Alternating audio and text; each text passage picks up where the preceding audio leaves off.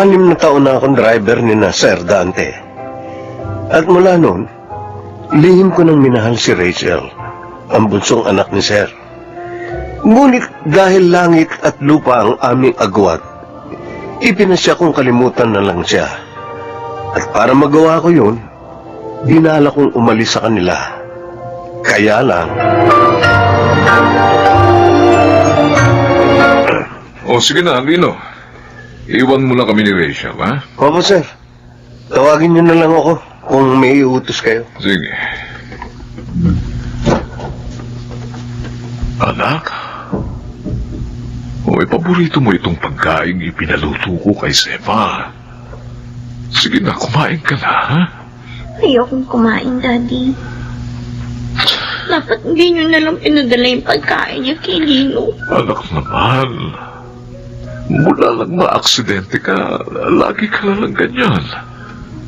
Malungkot, umiiyak ka, at laging nagpapalipas ng gutom. Sana nga, namatay na lang ako sa aksidente yun. Ilang beses ko lang sinabi sa iyo, anak. Mali na hangarin mo ang iyong kamatayan. Kasalanan yun sa Diyos. Hindi ko kaya mabuhay ng ganito, Daddy. Isang inutil. Wala nang 2 paa. Bakit nabuhay pa ako? Anak, may dahilan kaya hindi ka pa kinuha ng Diyos.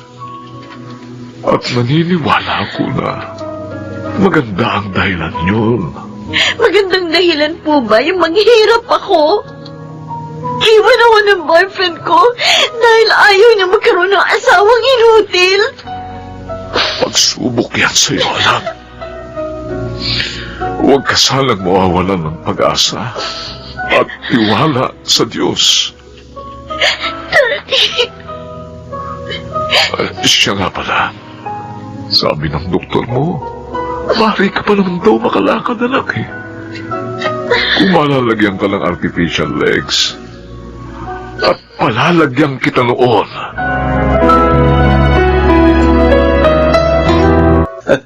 Jane, talagang pinuntahan mo pa ako dito, ha? Eh, paano hindi ko makontak yung cellphone mo? Hindi mo rin sinasagot yung mga text ko. Pasensya na. Gusto ko lang kasing maramdaman ni Daddy Dante na concerned ako sa family namin, lalo na sa nangyari kay Rachel. Nabuhay pala babaeng yun. May mailang inutusan mo eh. Kaya nakaligtas siya sa aksidenteng yun sa kanyang kotse. Pero huwag kang mag-alala. Wala na siyang magagawa. Wala nang 2 niyang paa. Talaga? Oo. Okay, mabuti. Si Daddy, siya ang dapat kong trabahuhin. Madali na lang si Rachel kapag wala na si Daddy Dante. Galing mo talaga, Reden. Kaya naman love na love kita. At sa pagkakataong ito, hindi na tayo mabibigo dahil ako na mismo ang magtatrabaho.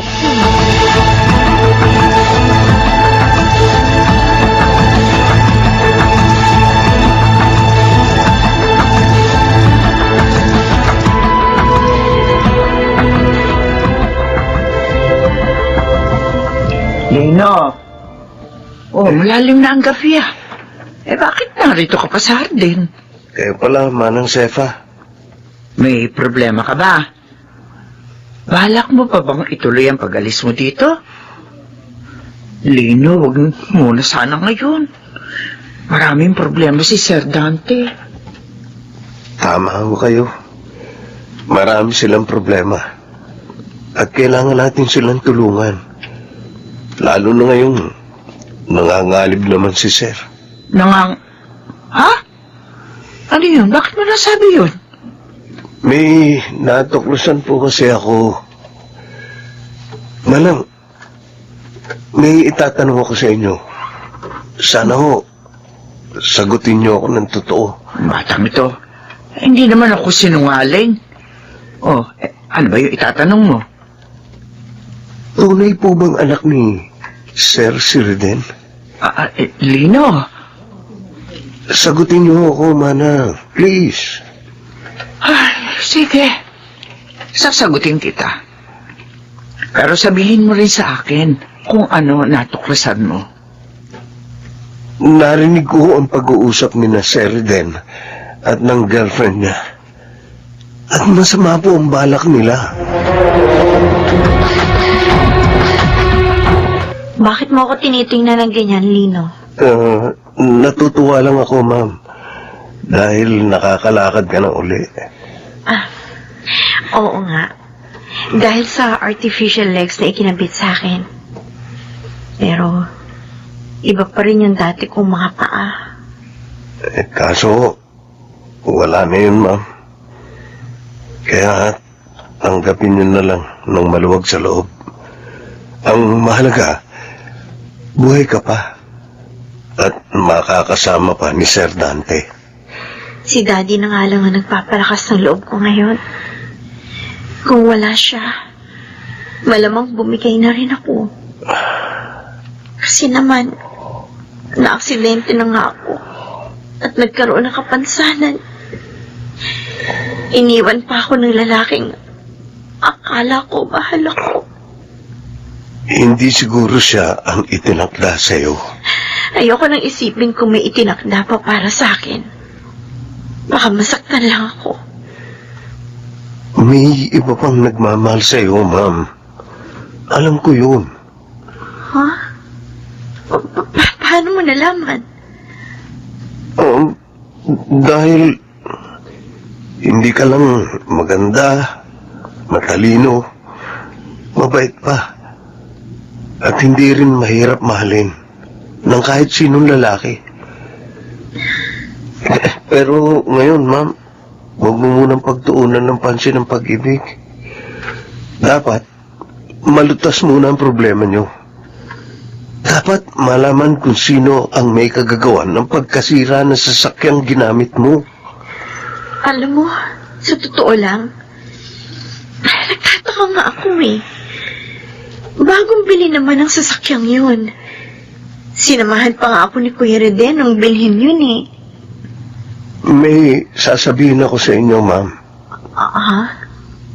Tungkol kay Sir Reden.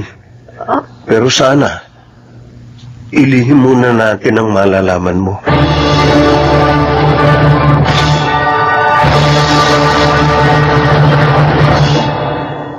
Reden, sure ka ba hindi sasabit yung ginawa mo? Oo, sabi Jane. Kaya pagdating ko sa bahay mamaya, wala na tayong problema. Dahil tiyak na gagamitin ni Daddy yung sasakyan yun sa pagsama kay Rachel sa ospital. Malas lang nila. Mawawala na sila sa mundo. At ako ako lang mag-isa ang magmamana ng kabuhayan ni Daddy Dante.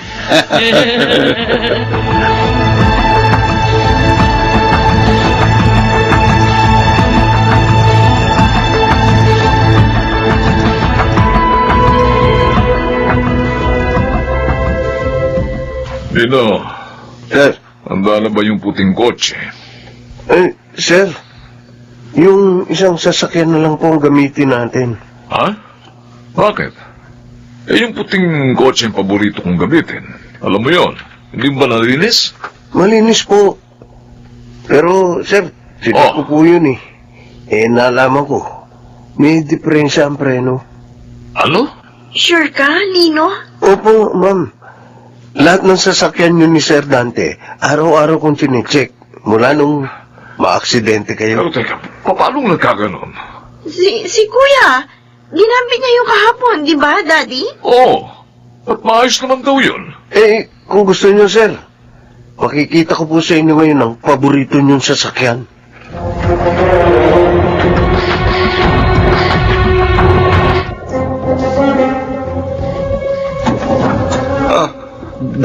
Daddy? Rachel? Narito kayo? Bakit gulat na gulat ka, Reden? Kung ano, sabi niyo kasi, aalis kayong dalawa. Kaya nagulat ako na makakita ko kayo. Hindi po ba kayo tumuloy sa pag-alis? Tumuloy kami, Kuya. Ibang sasakyan nga ang ginamit namin eh. Ha? Bakit? Sira yung paborito kong kotse. Yung ginamit mo kahapon. Sira ang preno. Sino naman bobong nagsabi nun sa inyo? Kagagamit ko lang nung kahapon. Ako po, Sir Reden. Ikaw? Oo, chinek ko ang kotse. At yun po nalaman ko.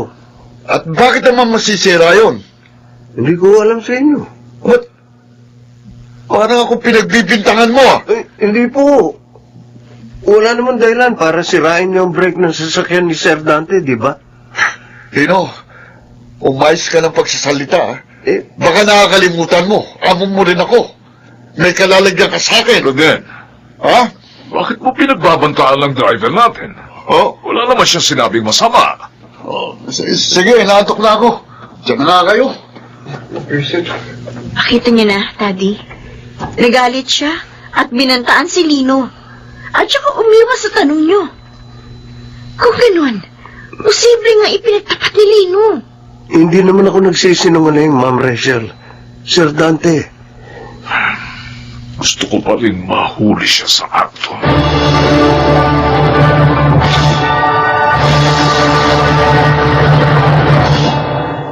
Ganun na nangyari, Jane.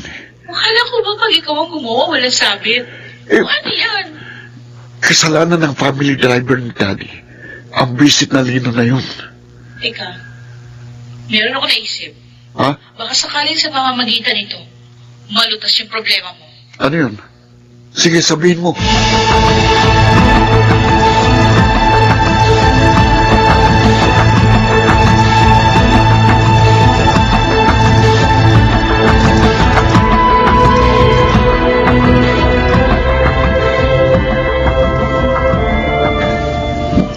bakit niyo ako kinausap dito, Sardin, Sir Reden? Para humingi ng paumanin sa'yo sa nangyari nung isang araw. Pasensya na, medyo mainit lang ang ulo ko. Kalimutan niyo na ho yun. Di naman ho ako galit eh. Salamat, Lino. Maiba ko. Kumusta ang nanay at mga kapatid mo na nasa probinsya? Tapos na ho sa kolehiyo ang dalawang kapatid ko. Kaya medyo nakaluluwag na kami. Eh, ikaw, ayaw mo bang mag-aral? Makatapos din ng college? Gusto ko. Pero siguro, pag nakaipon na lang ako. Lino, makakapag-aral ka na. Bibigyan kita ng malaking halaga.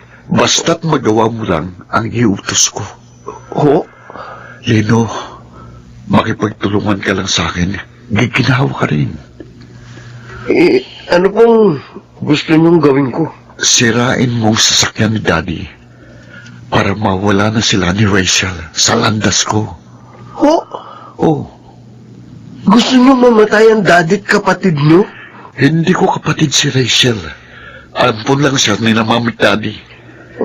At si Daddy naman, hindi ko tunay na ama. Sir Reden, Totoo yun. Anak ako ni Mami sa una niyang nobyo na iniwan siya. Kaya okay lang, kahit mawala siya na Rachel. Total, patay na naman ang Mami ko eh. binigyan ka ng pangalan at magandang kinabukasan ni Sir. Oh, Pagkatapos ganyan na igaganti mo? lokong ito. Wala kang karapatang sumbatan ako, ha? Driver ka lang dito. At kaya rin kitang ipapatay. Hindi mo magagawa yun. Ay, Daddy, Ako ang pipigil sa'yo. kanina pa kayo dyan? Oo. At narinig namin ang lahat. Namin? Kasama ko ang mga pulis. Ay, Na ilang araw na rin sumusubaybay sa kilos mo. hindi. Nalulungkot ako. Dahil sa kabila ng pagtanggap at pagmamahal ko sa'yo, nagawa mo pa ito sa amin ni Rachel!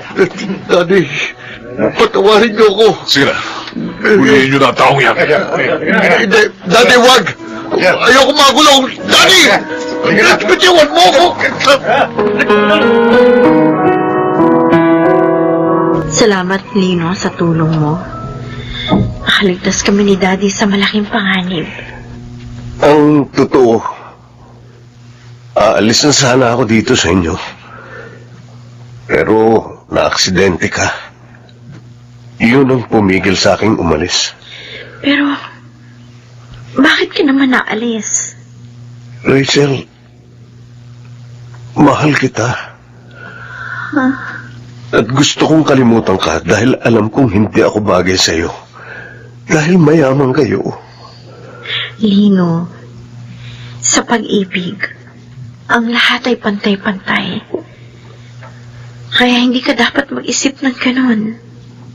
Rachel, Sana manatili ka dito. Para naman masiguro ko ang damdamin ko para sa'yo.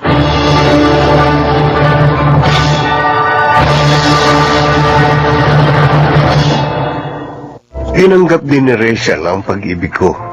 At ngayon nga, kasal na kami. Ako po si Lino, at ito ang aking buhay. Ang mabuting kalooban ay ginagantimpalaan. Maragsiganap, si Kid Del Carmen Amor, John Legaspi, Phil Cruz, Rosana Villegas, at Lionel Benamin sa papel na Lino. Naglapat ng angkop na tunog Jerry Mutiang, sa musika Buboy Salonga, supervisyong teknikal Eric Lucero at Bong Boyar. Creative Consultant Phil Cruz, Production Assistant Anching Cruz. Ito'y mula sa panulat ni Telma Corporal Alcantara. Sa direksyon, June Martin Legaspi at Maynard Landicho Jr. Ito ang aking buhay. Takot ako sa mga pagsisikap na walang katiyakan sa lungsod. Siguro'y dahil nakikita ko ang naging resulta ng pakikipagharimulan ng aking mga kalugar para sa kanilang mga anak. Napawang kabiguan lamang ang mga sinapit at ang katotohanang hindi ako makabitaw sa mga kasaysayan ng nakaraan na hanggang sa ngayon pilit ko pa ring pinaninindigan.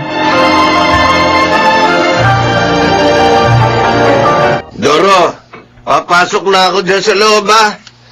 Nagluto ako ng sinampalukang manok. Kaya ito, dinalang kita ng isang mangkok. Nagdala na rin ako ng kanin para kako hindi ka na magsaing. Lalapag ko rito sa lamesa mo. Maraming salamat lagi sa pag-aalala sa akin, Felix. Sino po ba naman ang magtutulungan?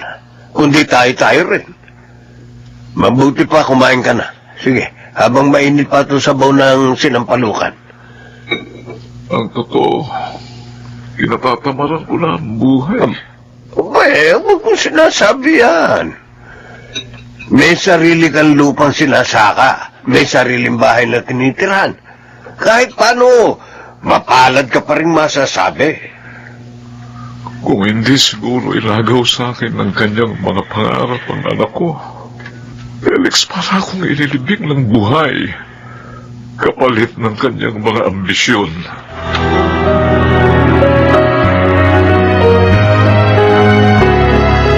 Helen, ang sabi ko'y mamitas ka na ng mga kalamansi ibebenta natin sa bayan. Bakit hindi ka pa kumikilos dyan? Sandali lang po, Nay.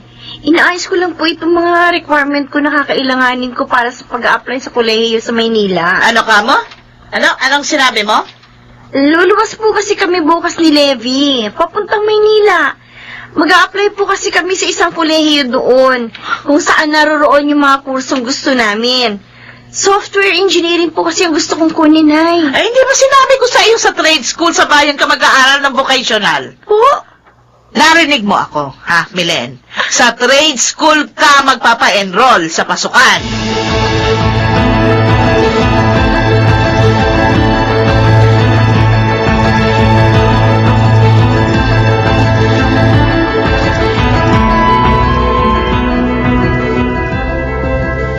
Pero Itay, wala po sa trade school yung kursong gusto kong kunin.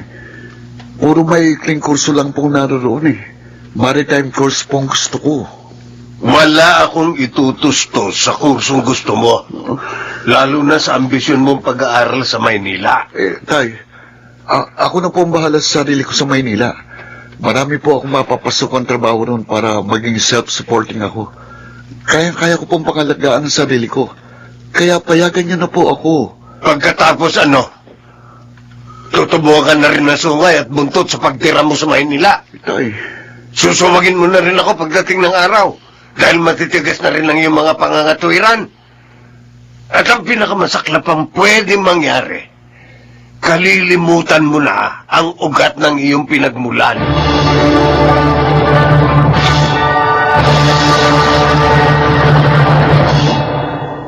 Ang gusto ni Inay, kumuha na lang ako sa trade school ng short course sa pagtatanim at pagpapalago ng mga prutas at gulay.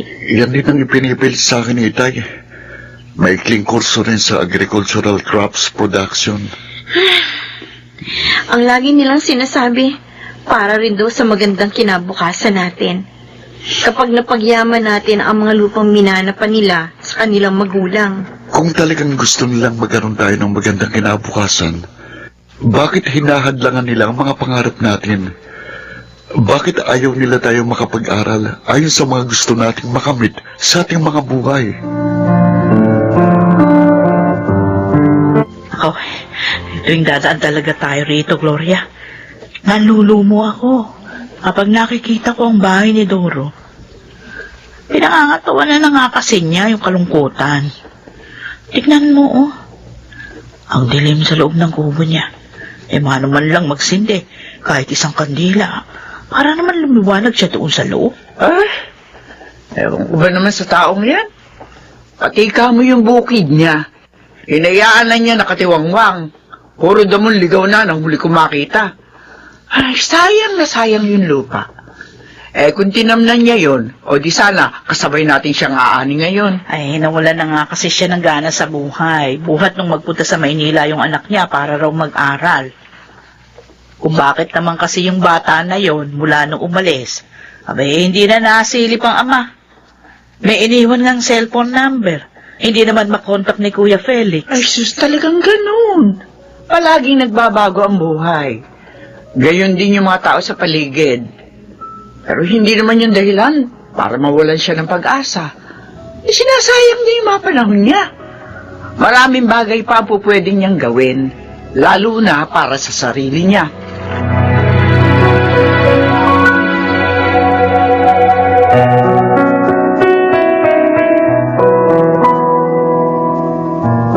Doro, ako uli ito. Dinalan uli kita ng pagkain. Tutuloy na ako, ha? Sabi ko na naman sa'yo, huwag mo na akong dalan pa lang kung ano-anong pagkain.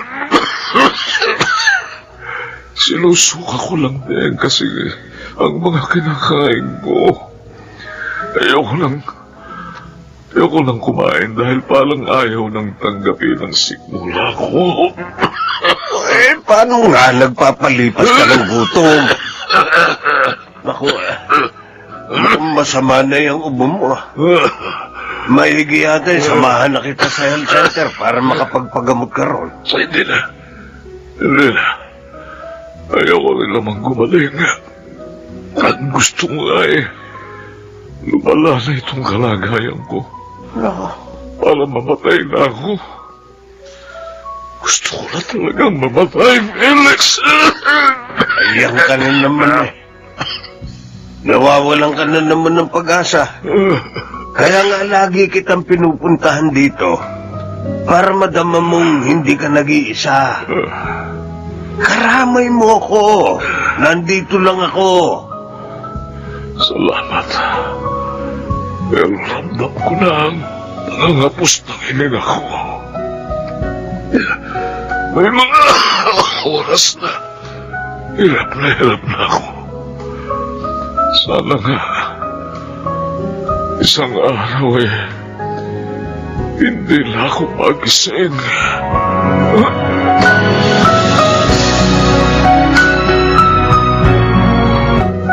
Akin na sabi yung mga papel na yan, Milen. Ibigay mo sa aking lahat.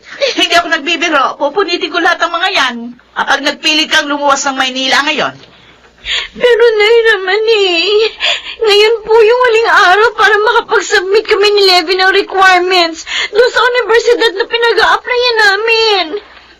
Kung hindi po kami makakalmas ngayon, sayang naman po yung magandang pagkakataon na yun. Sasabihan ko si Kuya Felix, hindi kayo dapat makaalis ni Levi. Nay! Alam ko naman po kung ano yung kinakatakot ninyo Yung mawalan kayo ng taga-tanim at taga-ani ng mga kalamansi, sabi nyo nga, pinagkukunan natin ang kabuhayan simulat sa pool. Pero, Nay, gusto ko po maging isang software engineer. Gusto ko po maranasan ang pag-unlad ng teknolohiya, ang pag-unlad ng mundo. Ako ang pakinggan mo, Milen! Ay. Dito sa lupang ito na kinatatayuan mo, nandito ang mga pangarap ko para sa iyo. Kaya wag mong alisin sa akin ang pag-asang yon.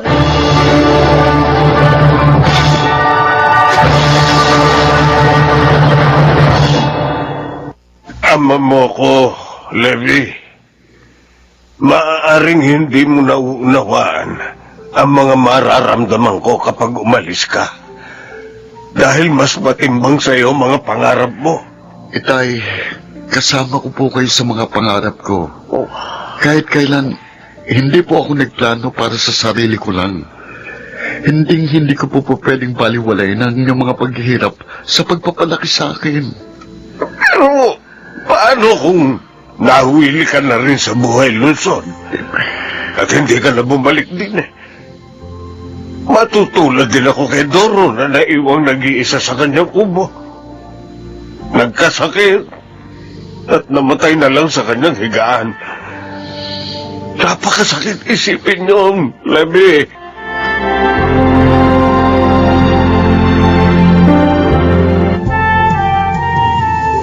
Alam mo, Aida, nang pumasa ang anak ko sa isang scholarship program sa Canada, nakaramdam ako ng tuwa para sa kanya. Pero, nakaramdam din ako ng lungkot para sa sarili ko. Kasi nga napalayo siya sa akin na malayong malayo. Pero naisip ko rin sa huli, may pangarapan ako para sa kanya. May pangarap din naman siya para sa kanyang sarili. Ako'y natatakot pa rin sa maaaring kahinatnan niya sa Maynila. Lalo na't babae siya. Pero dapat di natin tanggapin, hindi tugma ang mga pangarap natin para sa ating mga anak, Aida. Kailangan nating kilalanin ang mga gusto nilang marating sa kani-kanilang mga buhay. Hayaan nating mahanap nila ang mga sarili nila.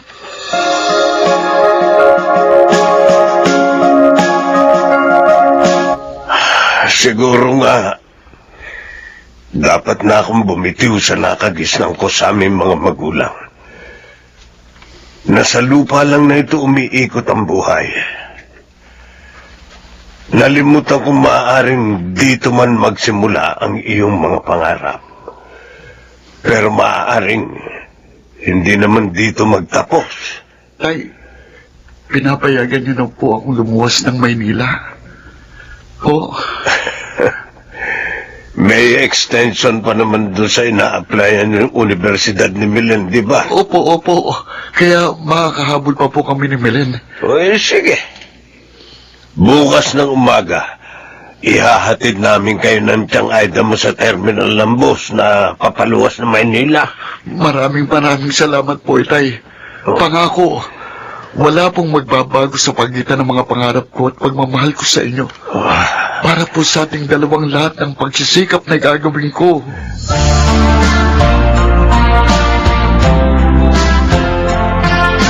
Ang inayo, hindi na matapos-tapos ang mga luha. Oy, Milen, yung laging biling ko sa iyo, ha? Maging matapang ka sa buhay Maynila. Mabilis ang takbo ng buhay roon. Huwag po kayong mag-alala, Nay. Kaya ko po ang sarili ko. Paano ba ako mapapanatag sa pagkakalayo natin ito? Pangako po. Palagi po akong uuwi dito sa baryo. Ito pa rin mapangako mong yan, anak. Opo, Nay. Palagi rin kitang hintayin.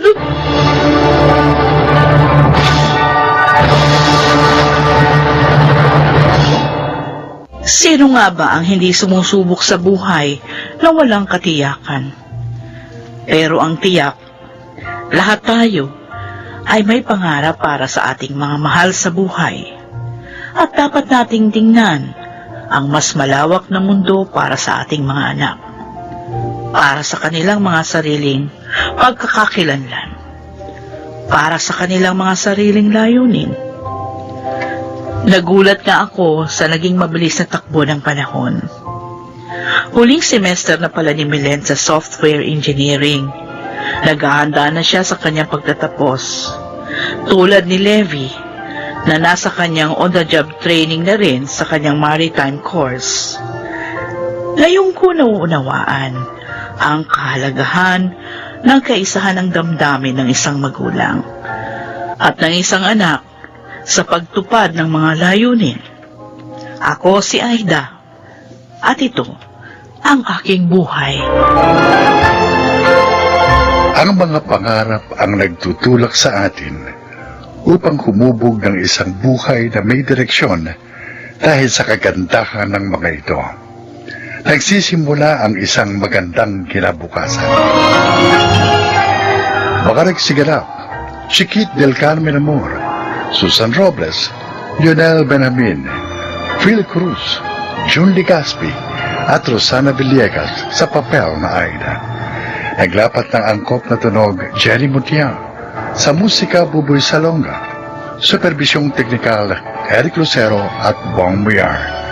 Creative Consultant Phil Cruz, Production Assistant Anching Cruz.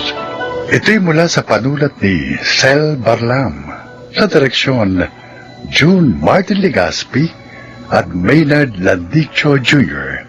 Ito ang aking buhay.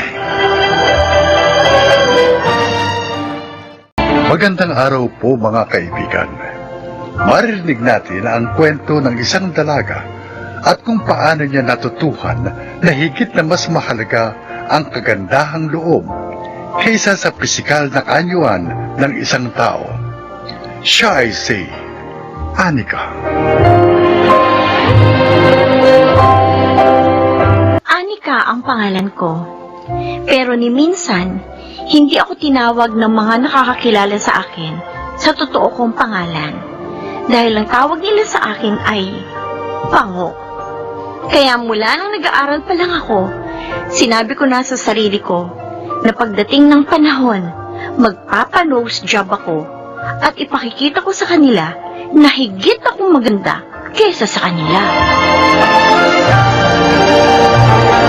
Ano sa tingin mo, Hana? Maganda pa itong bago kong glasses? Hoy, mahal to ah. This is what you call transition glasses. Umiitim ito kapag mainit. Parang nagiging shades. Tapos may anti-blue light din to para maprotektahan ang eyes natin from the radiation. Okay. Maganda. Gusto ko rin yan. Dapat pinalagyan mo ng tali, Anika. Ano? Sabi ko, dapat pinalagyan mo ng tali ang salamin mo. Bakit? Para hindi malaglag. Kasi wala kang nose bridge, oh.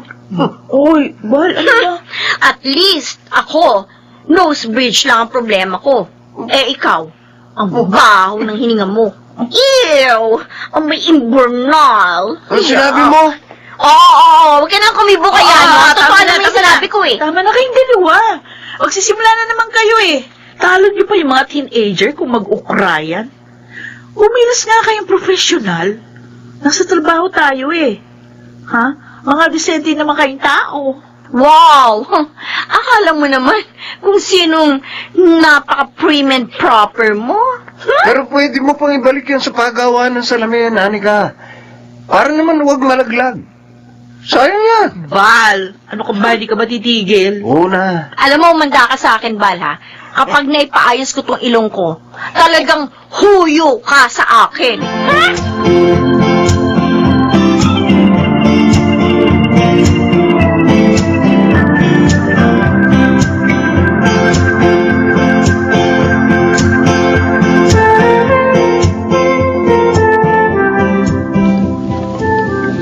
Yan! Nakapaghulog na ako sa savings account ko. Konting-konti na lang, makakapagpaayos na ako ng ilong ko. Anika? Ma, bakit? Juan, may pera ka ba dyan? Ho? Bakit? Hira muna ako. Yun naman ay kung may pera ka lang. Bakit nga po? Pambili ng gamot ang kuya mo. Minsan kasi, sumasakit pa rin yung binti niya pagkatapos siyang operahan. Bakit? Yung asawa niya? Alam mo naman, marami pang ibang pinagkakagastusan ng mag-asawa. Yung 3 nilang anak, nag-aaral na. Kaya to the rescue ka na naman. Ay, naku. Tulungan na muna natin sila. Kasi na maaksidente sa motor ang kuya mo. Napakarami nilang ginastos sa ospital. Kaya hanggang ngayon, hindi pa sila nakakabangon. Eh, bakit? Kasalanan ba natin nagkaganyan si kuya? Siya ang hindi nag-iingat eh. Kung magpatakbo kasi ng sasakyan palaging harurot. Anika, hindi naman ginusto ng kuya mo ang nangyaring aksidenteng yun. Wala akong pera, ma. Ay, Manghiram na lang kayo sa iba. siya. Sige. Tutulong ako sa iba, tapos sarili ko. Hindi ko matulungan. Ako, bago kayo. Sarili ko muna.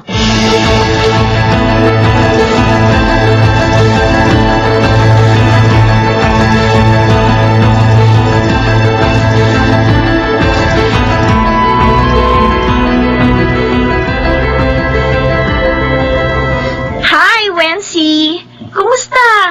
Magaling ka na ba? Baka naman you need more rest pa.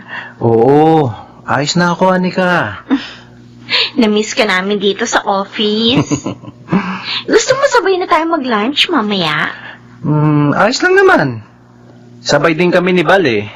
Sama ka na lang sa amin. Ay, sige, huwag na. Kami na lang ni Hannah ang kakain together. Ay, siya nga pala.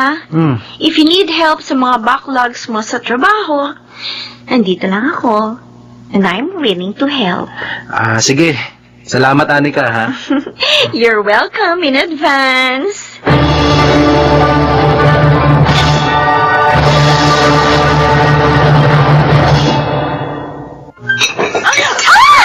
Sorry ho. Walang yaka waitress ka. Hindi ka ba marunong mag-ingat, ha? May trabaho pa ako from 1 to 5 p.m. Anong gusto mo mangyari? Pumasok ako sa opisina na ganito ay tsura? Tingnan mo! Yung kulay puti kong blouse, kulay brown na dahil sa kape! Hindi na ako nagpipigil, baka kanina pa kita sa bulutan eh! Anika, tama na yan. Hindi naman kasi niya sinasadya. Ang sabihin mo tatanga-tanga yan! Waitress ka na nga lang, hindi mo pa magawa ng maayos sa trabaho mo? Tama na. Halika na. Oh, ano nangyari? Wency, Nandito rin pala kayo? Anika, Ay, naku, nakakainis! natapunan ka ng kape? Oo! Paano tatanga-tanga kasi yung waitress na yan? Uy, konti lang naman Matutuyo rin yan, mamaya. Buti nga, kape lang eh. Hindi sabaw ng malansa. Masyado mo naman pinalalaki yung problema. Pwede ba tumigil ka? Hindi ka kasali sa usapan, ha? Sabi nga dyan! Ay, nako. Alam mo kung anong pangit kay Anika? Ha? Hindi naman talaga ilong niya eh. Kundi ang ugali niya.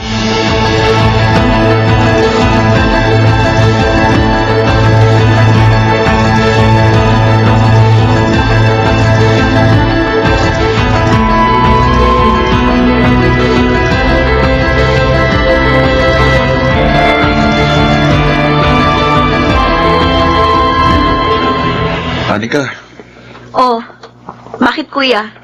Kung manghiram ka ng pera, wala akong ipapairam sa'yo, ah. hindi. May pakikiusap sana ako sa iyo eh. Ano yun? Magpapacheck up kasi ako bukas.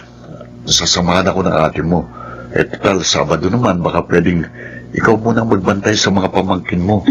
Ayoko. Anika, Ang kukulit ng mga anak mo, kuya. At saka tiyak, pipila kayo sa klinik. Baka abutin na naman kayo ng hapon. Rest day ko bukas. At gusto ko mag-rest. Ayoko ma-stress. Ako na lang, Ronel.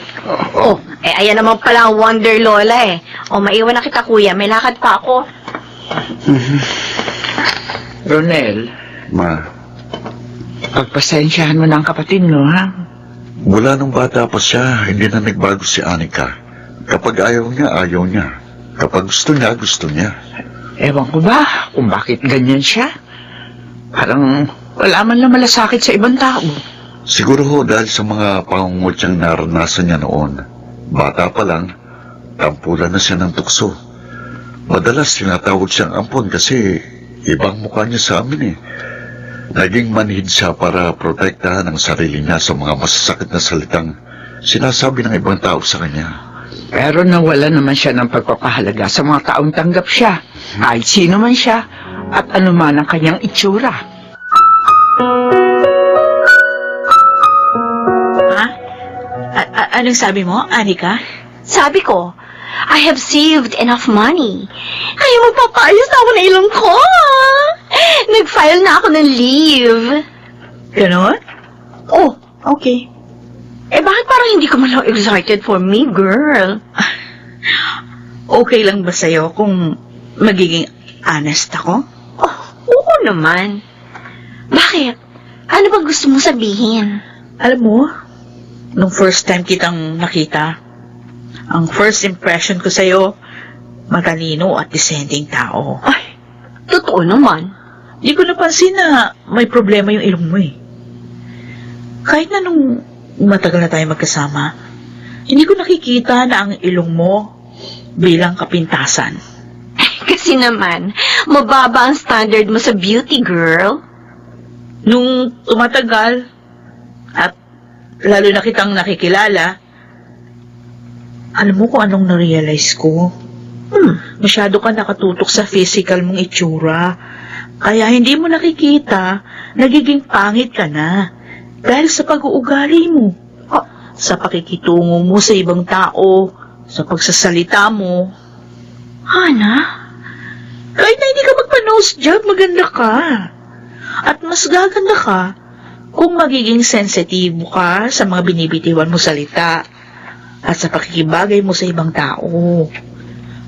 Kaya kung ako sa'yo, yung libo-libo mong naipon para sa pagpapagawa ng ilong mo, gamitin mo na lang sa mas makabuluhang bagay at ang pag-aksayahan mo ng panahon, ang pagsasaayos ng relasyon mo sa ibang tao, sa pamilya mo.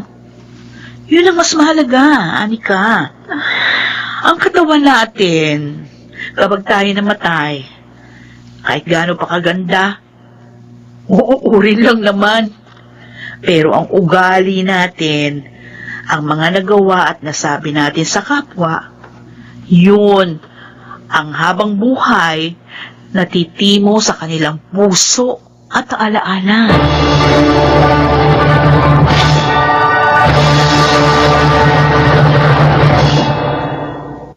Oh, Anika, kanina ka pa dyan nakatulala.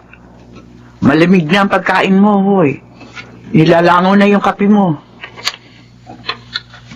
Ma, Bakit? pangit ba ako? Ano? Sabi ng mga kaklase ko noon, pangit-pangit ko raw. Kaya wala ako ibang pangarap noon, kundi ang maging maganda. Walang ina magsasabing pangit ang kanyang anak. Para sa amin, ang lahat ng sanggol na aming iniluwal ay maganda. Dahil biyaya sila ng Panginoon. Pangit ba ugali ko, Ma? Anika, Kung ang ugali ko ang pagbabasehan, magiging proud ba kayo sa akin?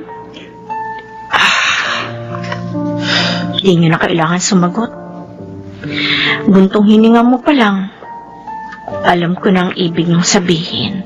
anak, ito lang ang tatandaan mo. Mahal at tanggap ka namin ng mga kapatid mo. Lalo na ng Kuya Ronel mo. Mahalaga ka sa amin, Anika.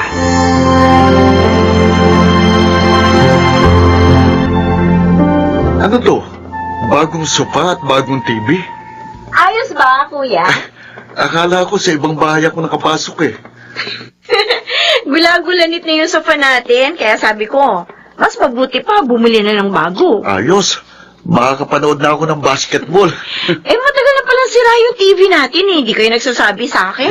Plano sana naming maghahati ni Mama para makabili. Mula ngayon, kapag may problema dito sa bahay, sabihin niyo na lang sa akin, Kuya. Baka makatulong ako. Ha? Ay, siya nga pala, oh. Eto, konting halaga lang yan. Ha? Gamitin mo na yan sa susunod mong check-up. Naku. Kumusta na nga pala yung binti mo? Makakalakad ka pa rin ba ulit? Kailangan lang ng therapy. Salamat dito, Anika. Malaking tulong ito. Kuya, pasensya ka na ha. Mula ngayon, susubukan kong mas maging mabuting tao. Alam kong mahirap, pero alam ko, kaya ko. Dahil naririyan kayo.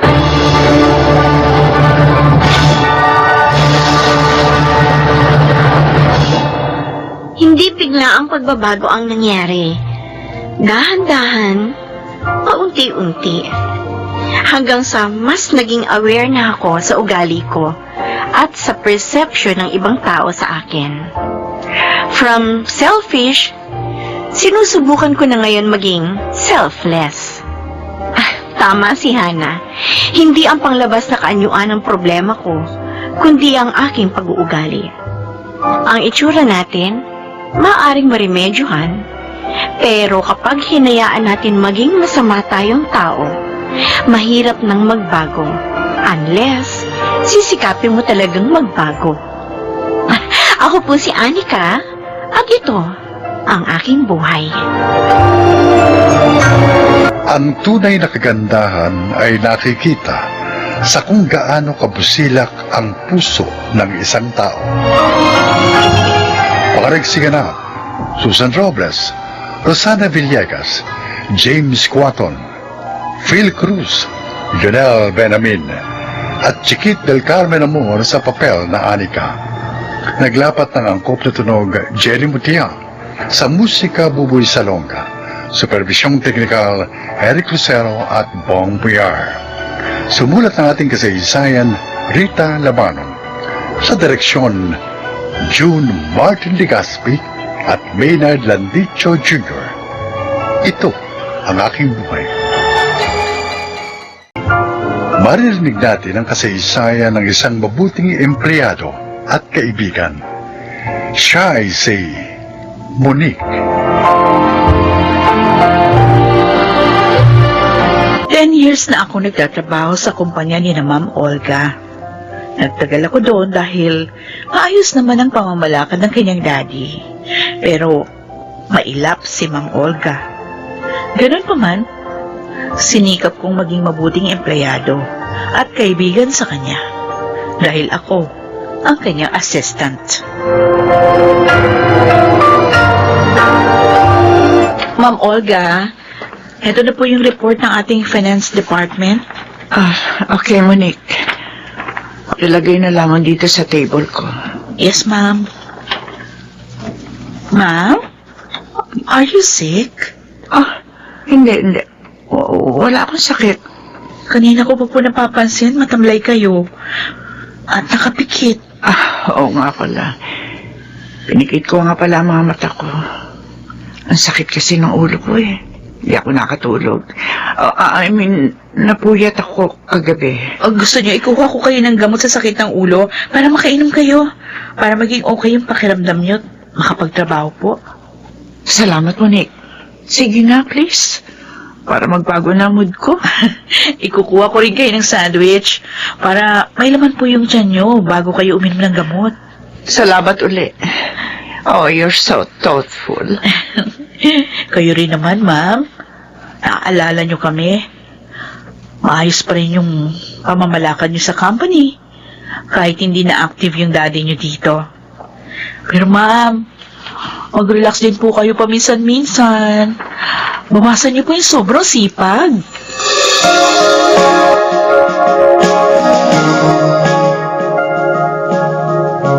Ma'am Olga, nabusog po ba kayo? Busog na busog, Harold. Masarap ka pala magluto, Salamat naman po kung nagustuhan niyo luto ko. Ay naku ma'am, talaga pong masarap magluto ang asawa ko. Sa kanya nga po ako natuto. Talaga? Opo. Kaya pag maluwag po yung schedule niya, siya ang cook dito. Willing-willy ho si Monique sa luto ko, ma'am. Tignan niyo ang taba niya. Uy, lahat tayo mataba, ano? Pati yung dalawa nating anak. Alam mo, natutuwa ako sa pamilya niyo. Abay, dapat pala, nang pa ako nagpunta rito. Hindi bale. Ngayon, alam ko na kung paano ako marirelax. Lagi akong pupunta rito.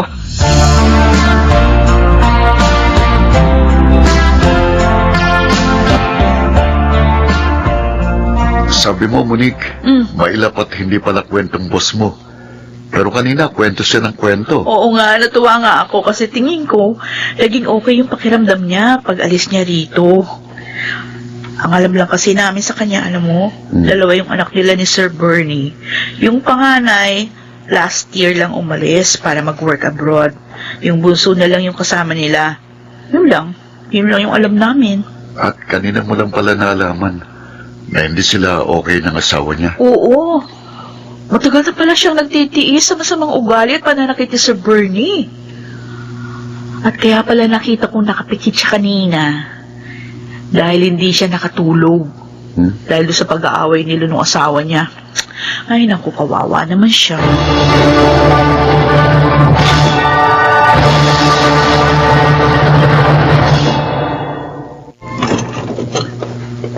Bernie.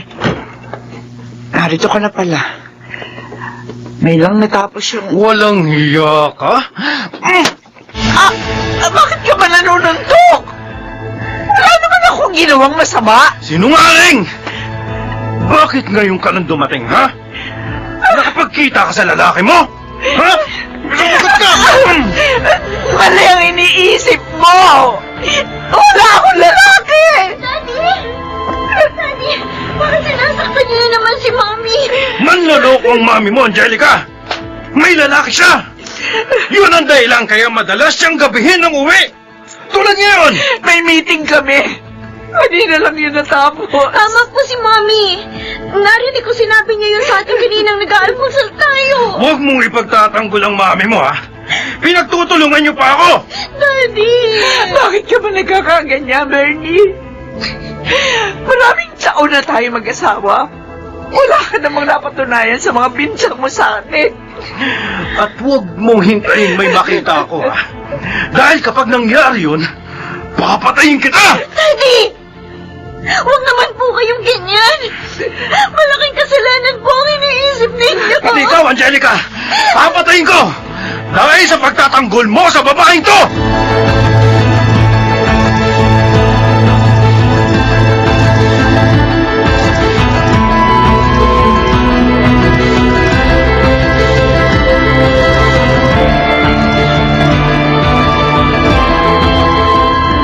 Ma'am, kung gusto niyo, ako na lang makikipag-usap sa bisita natin.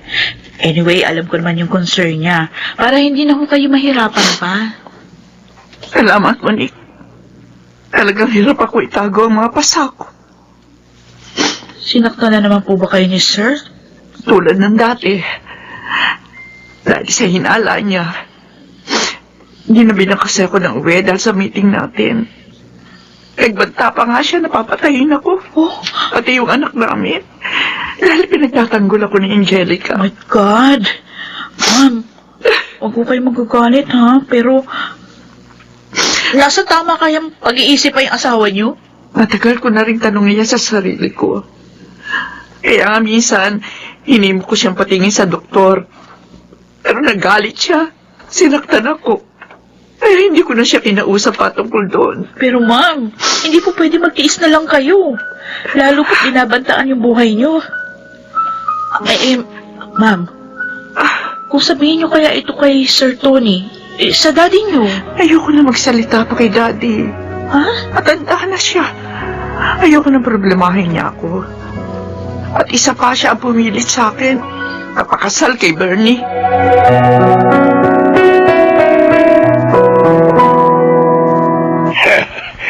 I'm so happy you came to visit me, Apo.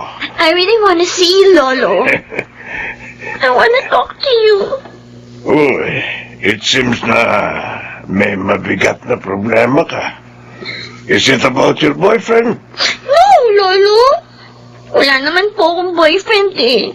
Well, anong gustong-gusto mo sabihin sa akin? This is about Daddy. Lolo, matagal na po kami may problema sa kanya. Ano? Siya po ang dahilan kaya ginusto ni Kuya na magtrabaho abroad. Para makalaya sa pananakit niya. Kapag pinagtatanggol si Mami sa pananakit niya. Sinasaktan ni Bernie ang anak ko? Bakit? Anong dahilan?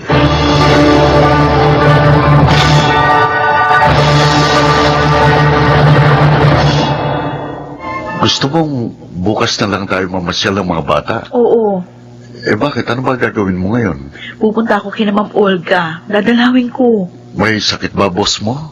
Hindi ko alam. Pero kasi hindi siya pumasok kahapon. At hindi rin niya sinasagot yung mga tawag at text ko. Eh bakit ganun? O kaya nga nag-aalala ako. Hindi ko rin siya nakikitang naka-online. Okay, sige. Bukas na lang tayo mamasyal. Oh, mag-iingat ka sa pag-alis mo, ha?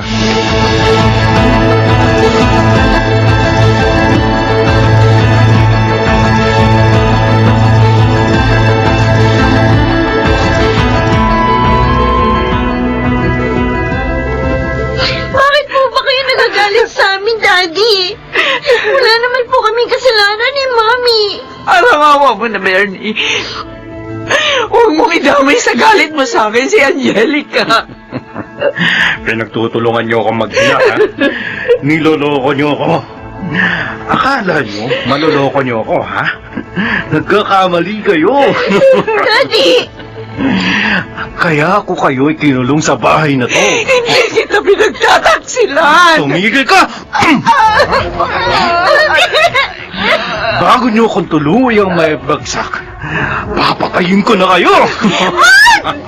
Huwag niyo kami ni Daddy! Mama kayo! Pamilya mo kami, Bernie. Anak natin si Angelica. Hindi ko siya anak! Anak mo siya sa ibang lalaki! Kaya magkakampi kayo! Diyos ko. Akala mo, hindi ko alam? Matalino ako.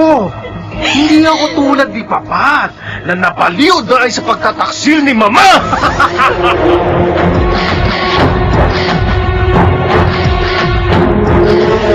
Nandito na ako kay Ma'am Olga. Uy, bakit kaya bukas ang gate nila? Ma'am, hirap yan. Wala silang kaalam-alam, may nakapasok na pala sa kanilang bakuran. Tulad ko. Narito na ako sa mismong pintuan nila. Lumod ka, Olga. O Diyos ko, Lumod! ano yan? Pinalulod ni Sir Bernice at si Ma'am Olga. Huwag ka sa akin, Bernie. Huwag mo akong patayin. Papatayin niya si Ma'am? Ganyan na. Magmakaawa ka. Hindi maaari ito. Tatawag ako ng pulis.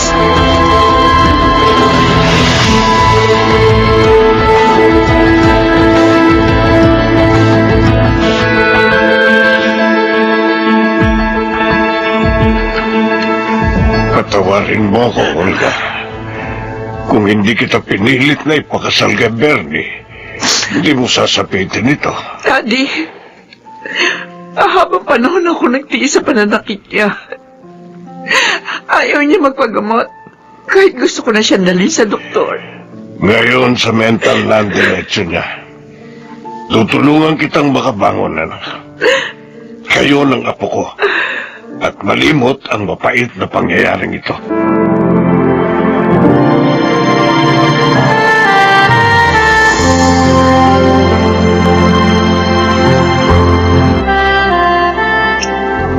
Maraming salamat sa iyo, Monique.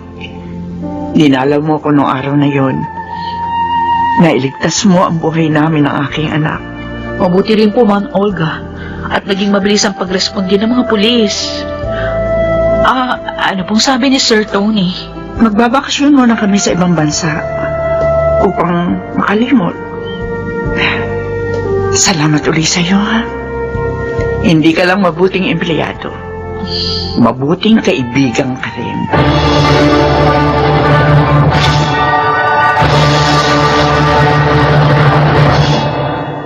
Kina Ma'am Olga pa rin ako nagtatrabaho. At dahil sa pangyayaring yon sa buhay naming lahat, lalong naging magkaibigan ang aming pamilya. Ako po si Monique, at ito ang aking buhay. Mapalad ang taong mabuting kaibigan. Sa kanya hindi ipagkakait ang magandang kapalaran. Mga nagsiganap, Susan Robles, Phil Cruz, Chiquit Melcarmen Amor, James Coaton, Yunel Benamin at Rosana Villegas sa papel na Monique. Naglapat ng angkop na tunog Jerry Mutiao, sa musika Buboy Salonga, Supervisyong Teknikal, Eric Lucero at Bong PR. Creative Consultant, Phil Cruz. Production Assistant, Anching Cruz.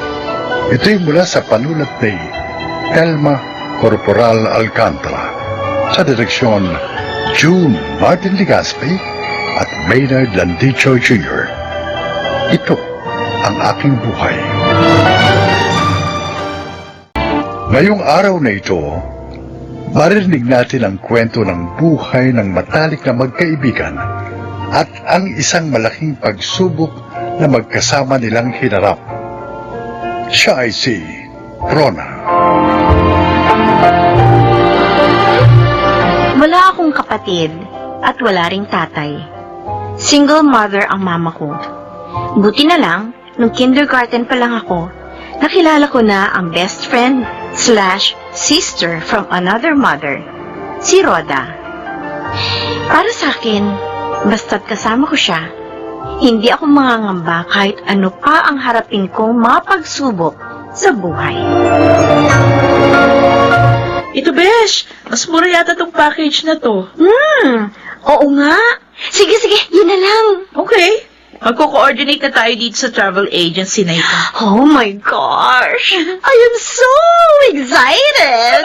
First trip natin to outside the Philippines. Paris! Here we come! Grabe! Super excited ako! Oy, kailangan mag-prepare na tayo ng mga dadalhin natin, ha? Ayoko ng maraming dala. Ay, ako rin! Ayoko din. Ilan na ba yung napuntahan nating lugar? Ay, basta. We've been to all the regions of the Philippines. Oo nga.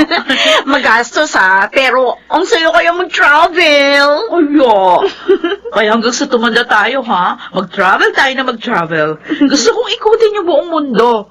Para saan pat nabuhay tayo? Kung hindi naman natin makikita ang ganda ng planet Earth natin, di ba? Tama ka dyan. Kapag may asawa na tayo pareho, iiwan lang natin sa kanila yung mga anak natin para makapag-travel pa rin tayo. Oo nga. Baka isipin nila, nag-asawa lang tayo para makakuha ng magbabantay ng bahay at ng mga bata para sa atin. Well, take it or leave it. 6 months pa!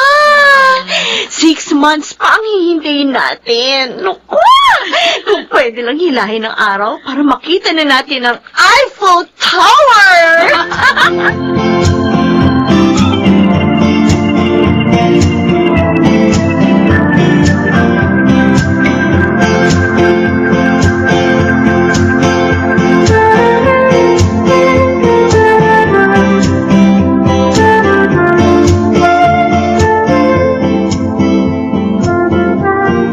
Birthday ko bukas. Imbitahin mo si Rhoda, ha? Siyempre naman, mamita. Hindi siya mawawala. Tapos, after a week, siya naman na magbe-birthday, di ba? Opo. Alam mo, napakapalad mo. Dahil nakilala mo si Rhoda 25 years ago. Kung hindi, baka napakalungkot ng buhay ko ngayon. Nagkaroon ka ng papa at mga kapatid dahil sa kanya. Paano naman kasi? Sabi ko naman sa'yo, ma, pwede ka naman mag-asawa uli. Ayaw mo naman. Para saan pa? May anak na ako. Ikaw lang, sapat na. Yay! Mamaya niyan, makakuha pa ako ng lalaking tarantado. Di nasira pa buhay natin. Sa bagay, masaya naman tayo kahit tayong dalawa lang dito sa bahay. Siya nga pala. Samahan mo ako mag-grocery ng mga lulutuin bukas, ha? At gagawa rin ako ng paborito ni Rhoda na potato salad. Naku! Tiyak, matutuwa na naman yun. Happy birthday ulit, Mamita. Salamat sa pag-imbita sa amin dito. Nilulook forward ko po talaga ang birthday niyo, tita. talaga. Kasi dito lang ako nakakakain ng ganitong mga pagkain eh. Ay, ano, gusto mo ba dito ka na tumira, Josh? Hindi, mag-isa na lang ako sa bahay. Pauwiin mo na kasi yung asawa mo. Ano pa ba ang pinagkakagastusan nyo? At todo, trabaho pa rin siya sa abroad. Paano? Itong panganay niya, puro pagka-travel ang inaatupan. Oy, grabe si Papa, oh. Nagbibigay niyo naman ako kahit pa paano sa inyo, ah. Oo, nagbibigay ka. Pambili ng sabon na shampoo mo.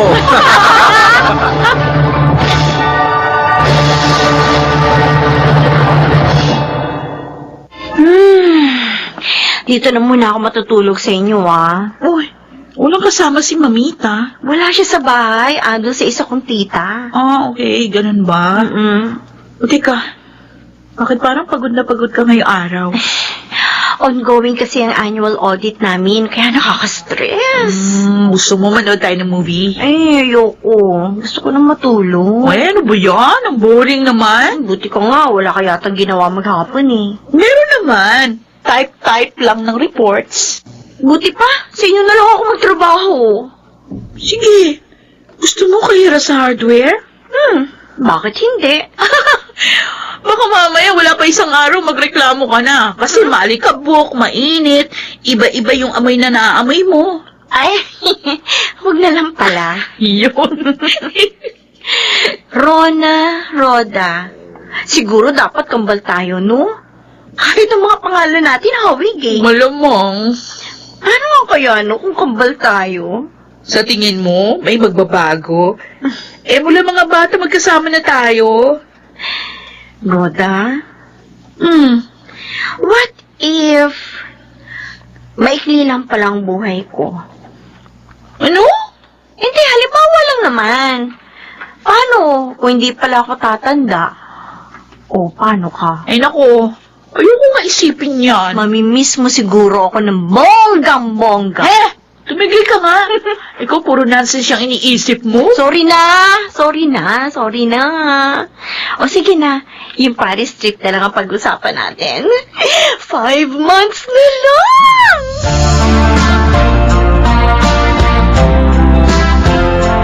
Nasaan na ba itong si Rona? Kanina ko pa tinatawagan yung cellphone niya. Bakit hindi niya sinasagot? Hi, Mamita! Bakit hindi mo sinasagot yung cellphone mo? Ah? Wala naman ako naririnig na nag-ring ah. Teka, asan yung cellphone ko? Hala, naiwan ko yata sa office, ma. Teka, babalikan ko. Wag na. Mag-drive ka, alis tayo. Saan tayo pupunta? Sa ospital. Ospital? Bakit? Si Roda, itinakbo sa ospital. Tumawag sa akin ng papa niya kasi hindi ka nga nakokontak. Oh my gosh! Tara na, ma! Tara na! Bilisan natin!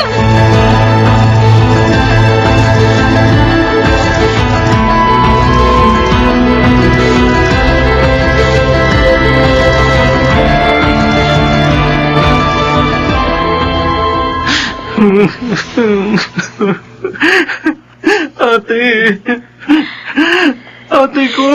Ana, Josh. Walang mangyayaring masama sa ate mo. Ate Rona, hindi na siya umihinga nang nakita ko siya sa kwarto niya. Nakahandusay siya sa sahig. Nahimatay lang siguro siya. Paano kung hindi na bumalik ang pulso niya? Hindi yan mangyayari. Matapang ang ate mo. Kayang-kaya niya masurvive ito. Teka, nasaan na ba yung doktor? Rona, Papa, ano nangyari? hindi ko alam. Wala naman siyang dinaramdam kanina. Normal naman ang lahat. Kumain lang siya tapos sabi niya, pupunta siya sa kwarto dahil may ibibigay sa kay Diyos. Sabi niya kukunin niya yung binili niya sa akin na polo. Nasusutin ko sa job interview ko bukas. Matagal bago siya lumabas, kaya nainip na si Diyos. Ano kaya nangyari kay Roda? Ang mama mo, pinaupo ko muna doon sa labas para may hangin. Namumutla na rin. Walang mangyayaring masama kay Roda. Walang mangyayaring masama sa kanya.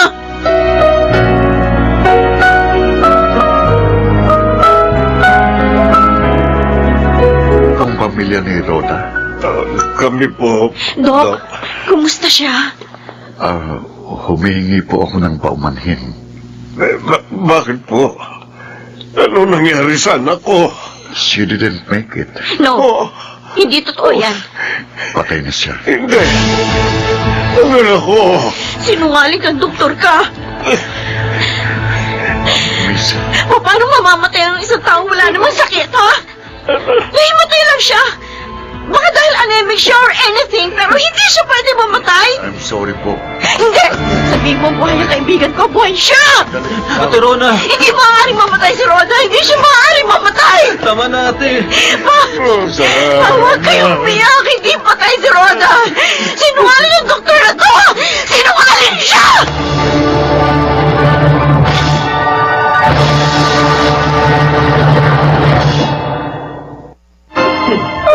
Rhoda, anak. Bakit naman biglaan ang pagkawala mo? Kung alam ko lang. Kung alam ko lang. Sana pinauwi ko na talaga ang mama niya. Sana nagkasama pa sila. Napakabata pa niya para mawala sa mundong ito. Hindi ko alam kung makakaya ko ito. Hindi ko alam kung paano babangon at magpapatuloy sa buhay na wala ng panganay ko. Si Rhoda. Hanggang ngayon ayaw niyang tanggapin na wala na si Rhoda. Kahit si Diyos, walang sila man sa atin ang nakapaghanda sa pigating ito. O Rhoda, anak, bakit ikaw pa? Bakit ikaw pa?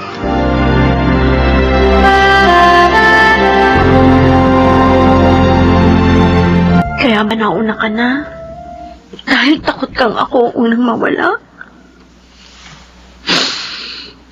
Joke lang naman yung tanong kong yan sa'yo eh.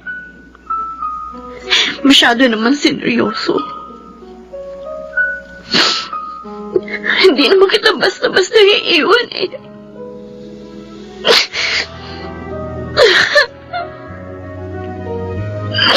Rhoda, bakit naman ganito? Alam mo namang, ikaw na ang itinuturing kong kapatid mula pa noon. Bakit kailangan mong iwan sa ganitong paraan? Ngayon, sabihin mo sa akin, paano? Paano ako muling mabubuo kung wala ka na? Paano?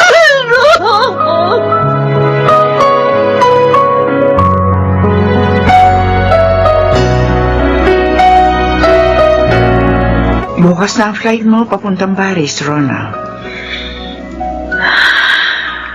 Tutuloy ka ba? Kailangan, Ma. Masayang-masaya na sana kayo ngayon ni Rhoda. Nakalilito pa siya. Kailangan kong tumuloy. Para pag uwi ko, maaari kong ikwento sa kanyang nakita ko sa lugar na dapat sabay namin pupuntahan. Anak, Napakahirap, Ma. Pero kailangan ko nang tanggapin. Mahabang buhay na siyang wala. Mga alaala na lang niya ang naiwan sa akin. Dahil kapag hindi ko tinanggap, para ko na rin binaliwala ang masasayang araw at panahong nakasama natin siya. Kaya kahit napakahirap, susubukin kong tanggapin ang kanyang biglaang pagkawala.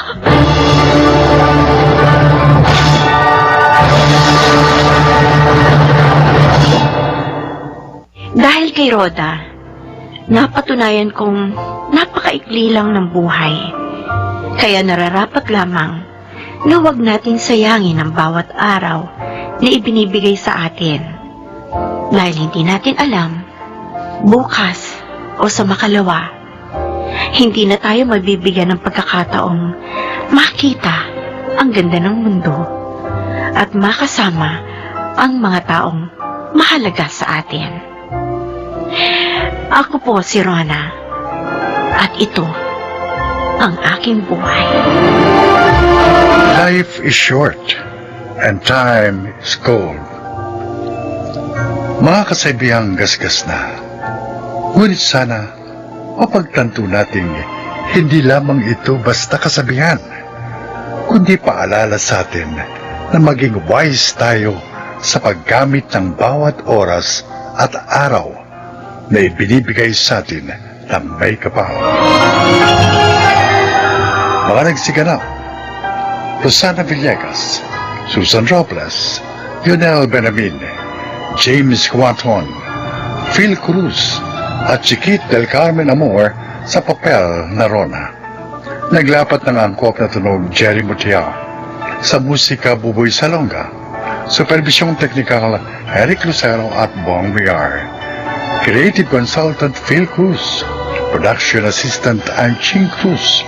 Ito'y mula sa panulat ni Rita Labanon, sa direksyon June Martin Ligaspi at Maynard Landicho Jr. Ito ang aking buhay.